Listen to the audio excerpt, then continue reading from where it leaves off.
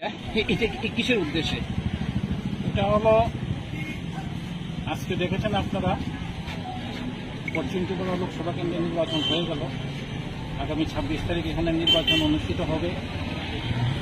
এটাতে ভোট কেন্দ্র রেনুতে নেওয়া যাওয়ার জন্য আমরা বিভিন্ন পদক্ষেপ নিচ্ছি। ওনাদের কনফিডেন্স বিল্ডিংয়ের জন্য বিভিন্ন পদক্ষেপ নিচ্ছি।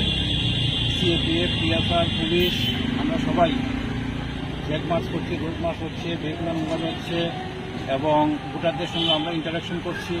কিছুদিন আগে এখানে একটা ক্রিকেট ম্যাচও হয়ে গেল।